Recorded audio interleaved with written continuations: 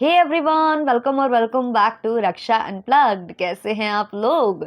तो आज के इस वाले वीडियो में पॉडकास्ट में मैं डिस्कस करने वाली हूँ भोजपुरी इंडस्ट्री के पावर स्टार कहे जाने वाले पवन सिंह को। काफ़ी जाना माना नाम है, यूपी बिहार में इनके काफ़ी बड़े बड़े फैंस हैं और बॉलीवुड में भी इनकी एंट्री वगैरह हो चुकी है। अभी स्त्री के लिए इन्होंने सॉन्ग वगैरह भी किया हुआ है, लेकिन ये कंट्रोवर्सी में फंसे थे और उस कंट्रोवर्सी में फंसने के बाद और भी इनकी जो दूसरी दूसरी कंट्रोवर्सीज है वो दोबारा से मतलब हरी हो गई हैं।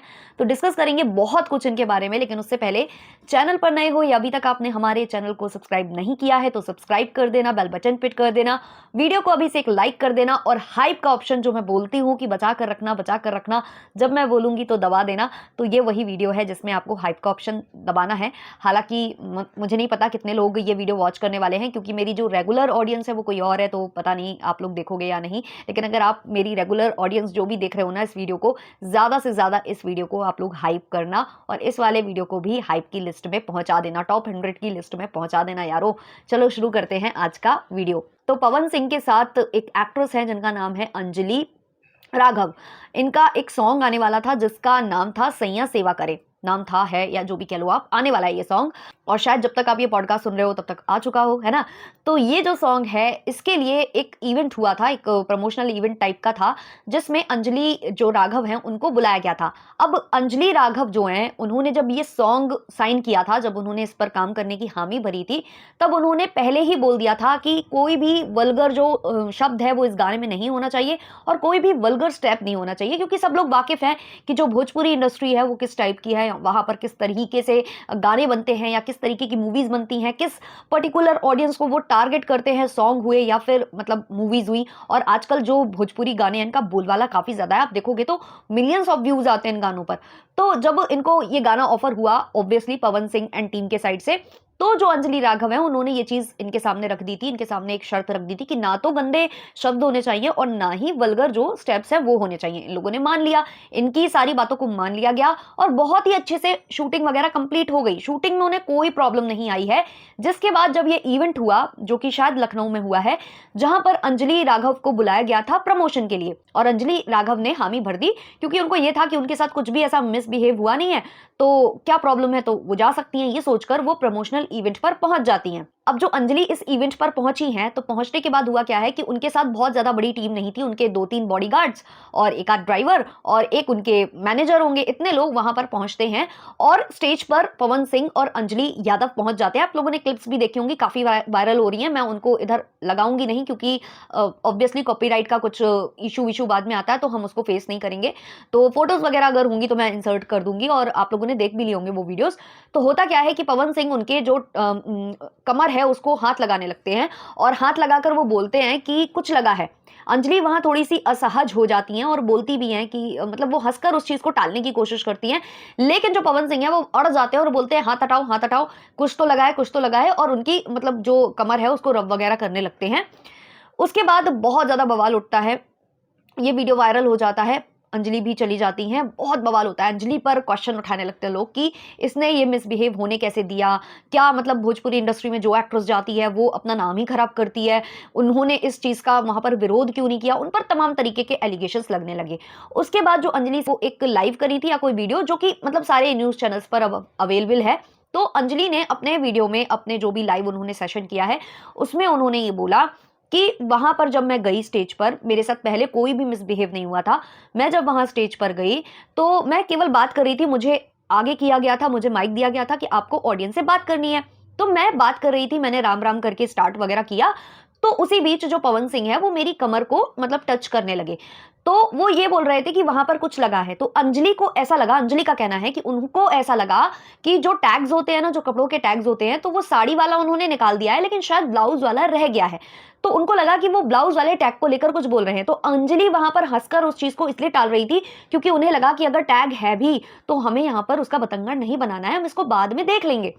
तो अंजलि ने कहा कि मैंने उस टाइम पर इस तरीके से इसलिए बिहेव किया क्योंकि मुझे अजीब भी लग रहा था और मुझे लग रहा था कि अभी मैं पब्लिक से बात कर रही हूँ, उस टाइम पर ये क्या कर रहे हैं, और उनका टच करना ऑब्वियसली किसी भी लड़की को क्यों ही पसंद आएगा। तो अंजलि का कहना है कि जब ये सब कुछ खत्म हुआ और मैं स्टेज से वापस गई, तब मैंने अपनी टीम से पूछा कि क्या लगा हुआ था, तो टीम ने बोला मैडम कुछ भी नहीं था, कुछ भी नहीं था। तब अंजलि कह रही हैं कि मुझे इतना बुरा फील हुआ, मुझे लगा कि मैं लड़ूं, चिल्लाऊं, रोऊं, क्या करूं, मुझे समझ में नहीं आ रहा था। दूसरी बात उन्होंने ये रखी है कि मैं उस वक्त इसलिए रिएक्ट नहीं की, या मतलब स्टेज से उतरने के बाद जब उन्हें पता चला तो उन्होंने रिएक्ट इसलिए नहीं किया क्योंकि उनको ये डर था कि इतने सारे लोग, इतनी भीड़ जो इकट्ठी हुई है, जो उनके पैरों पर गिर रही है, लिटरली जो स्टार्स होते हैं ना, उनकी जो फैन फॉलोइंग होती है, वो ये नहीं देखती कि आपने क्या गलत किया, क्या सही किया। उनके लिए तो आप भगवान हो, मतलब भगवान हो, वो आपके अंधभक्त हैं।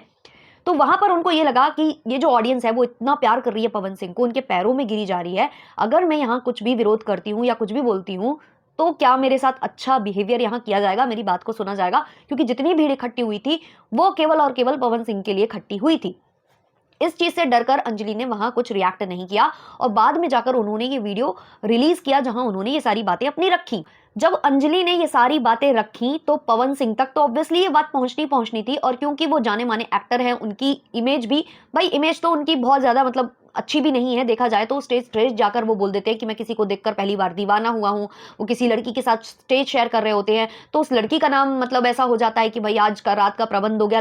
लोग लिटरली ऐसे कमेंट करते हैं, न जाने कितना, मतलब उनकी इमेज बहुत अच्छी नहीं है और भोजपुरी के किसी भी एक्टर की बहुत अच्छी इमेज नहीं है। अगर आप देखो तो निरहुआ हैं या और भी दूसरे दूसरे एक्टर्स हैं, इधर पर होता क्या है कि ये मैरिड रहते हैं, मैरिड रहने के साथ साथ ये जिसके साथ एक्ट्रेस के साथ काम कर रहे होते हैं उसके साथ इनका रिलेशनशिप हो जाता है। खुद ये चीज इन लोगों ने कबूली है, आकर खुद ही कबूली है कि हाँ भाई हमारा ऐसा रिश्ता रहता है कि फिर हमारे लिए वही पति पत्नी समान है, तभी तो हम संग में अच्छे से एक्ट कर पाएंगे। ये सब चीजें भी ये लोग बोलते हैं। और अभी कोई आम्रपाली शर्मा ऐसा कुछ नाम है उनका, उनका भी नाम बहुत ज्यादा आता है कि वो मतलब किसी एक्टर की ऐसा कुछ है। तो इस तरीके से उधर का सिस्टम ही ये है। और अगर आपने विरोध किया तो आपको मूवीज मिलना बंद हो जाएंगी, आपको मेन लीड के तौर पर नहीं लिया जाएगा। और अगर आप संभावना सेठ को जानते हैं, बहुत बड़ी ब्लॉगर बन चुकी हैं वो, तो उन्होंने भी ये चीजें बोली हैं कई बार कि लड़कियां जो है ग्रैब कर लेती हैं अपॉर्चुनिटीज, लड़कियां जो है फंसा कर रखती हैं एक्टर्स को ताकि मतलब किसी और एक्ट्रेस को काम ना मिले। तो भाई एक्टर की भी तो गलती है ना इसमें, क्यों वो फंस कर रहते हैं। तो बहुत अच्छा नाम किसी भी एक्टर एक्ट्रेसेस का वहां पर है नहीं।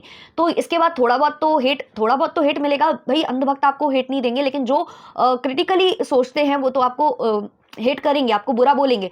तो पवन सिंह का एक स्टेटमेंट आता है जहां वो ये लिखते हैं, अंजलि जी, व्यस्त शेड्यूल के कारण मैं आपका लाइव देख नहीं पाया। मुझे जब इस बात की जानकारी हुई तो मुझे बुरा लगा। मेरा आपके प्रति कोई भी गलत इंटेंशन नहीं था क्योंकि हम लोग कलाकार हैं। इसके बावजूद अगर आपको हमारे किसी भी व्यवहार से तकलीफ हुई हो तो उसके लिए क्षमा प्रार्थी हूं। अब ये स्टेटमेंट ये रिलीज कर देते हैं कि भाई छुट्टी पाओ, भाई ऐसा ना हो कि बहुत ज्यादा हेट मिलने लग जाए, अभी सॉन्ग आने वाला है या कुछ भी। हालांकि देखो सॉन्ग को तो फायदा होना ही है भाई, चाहे आप नेगेटिव पीआर करो चाहे आप पॉजिटिव पीआर करो, आपको तो मिलनी ही मिलनी है पब्लिसिटी। तो सॉन्ग तो चल जाएगा, लेकिन उनको जो भी महसूस हुआ हो तो उन्होंने यहाँ से क्षमा प्रार्थी वो हुए। अभी एक्ट्रेसेस ने बोल दिया कि मैं दोबारा कभी भोजपुरी में काम नहीं करूंगी, मतलब उन्होंने ये भी बोल दिया है। अब जो ये चीजें हुई, जैसे ही ये सब हुआ, इन्होंने क्षमा वमा मांगी, तो यहां से जो इनकी पत्नी है ज्योति सिंह, जिनसे इनकी साल 2018 में शादी हो गई थी, तो उनके साथ भी इनके रिलेशनशिप बहुत ज्यादा अच्छे नहीं है। अभी ऐसा सुन रहे हैं कि पवन सिंह ने उनके खिलाफ कोर्ट केस कर रखा है, मतलब डिवोर्स वगैरह फाइल कर रखा है।